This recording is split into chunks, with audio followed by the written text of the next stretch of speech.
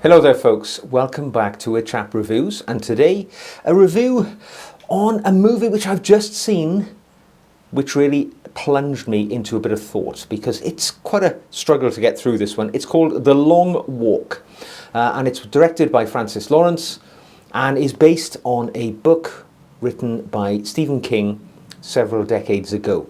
Now it's a brutal, it's a hard-hitting, really quite simplistic movie. And I'll sort of lay out the plot synopsis for you. I'm not going to give nothing away. I'm not going to give the good points away, don't worry. But essentially what we have is a dystopian future United States of America. Now the story is largely a kind of survival thriller in all reality, but it's set in this not too distant future in which there has been a cataclysmic war of some kind which has riven the United States with various different factions. And the country has been plunged into economic turmoil. And there appears to be a lot of poverty and struggle going on amongst people. Now, part of the climbing out of this economic slump, one of the things that the authorities have put in place is an annual event called the Long Walk. Now, this Long Walk is a way for somebody to climb out of the mire of this awful life to something far better and far wonderful in the future. And it works kind of like this. So all the young men in the country, they're able to enter a voluntary lottery. Now, if they get selected in that lottery, they get to participate in this thing called the Long Walk, which is essentially 50 young men selected by the lottery who walk and walk and walk until there's only one man left standing.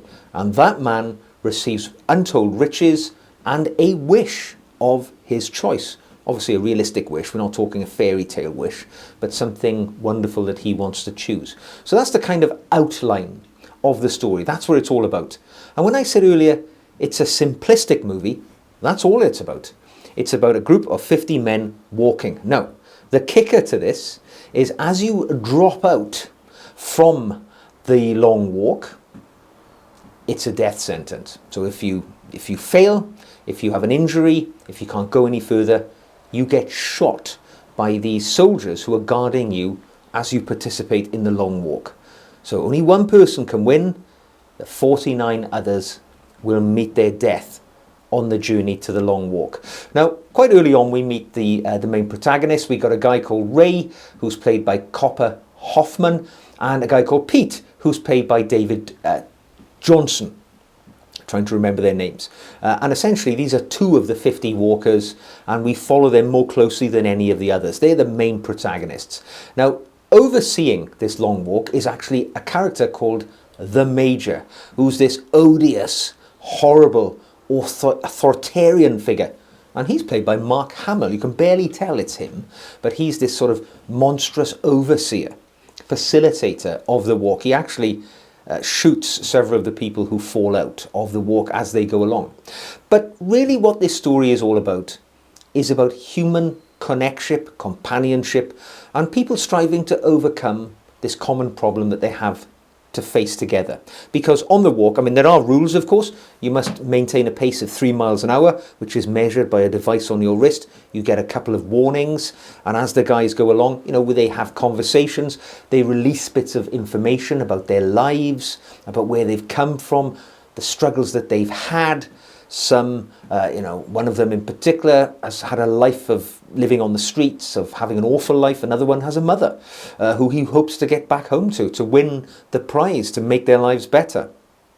And the struggles of the journey is what makes this movie rather compelling, because we see them, obviously you have to go through the whole gamut of normal life on the walk, because the walk takes them over something like 4 days, 350 miles. They have to pass fluids and solids through their bodies as they walk, because you can't stop for anything. There's no rest, there's no sleep.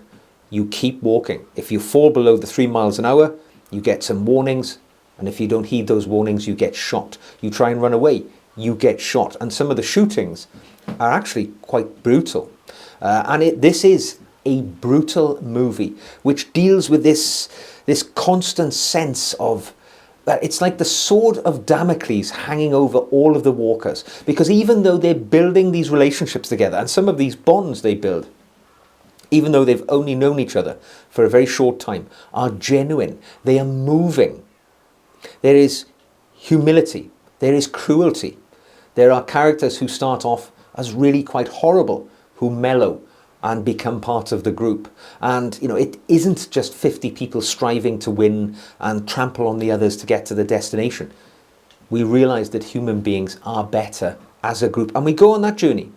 As I say, this is a brutal movie. The main performances by Hoffman and Johnson are superb. These are great actors who I'm sure are going to go on to much better things when their talents are appreciated in higher profile movies. But this movie, I imagine, relatively inexpensive to film, just a group of men walking down the road, you know, quite simple really, not a lot of fanciness or anything like that in this. It's a simple movie, but its message is about the human experience and how shared experience is so much an important thing.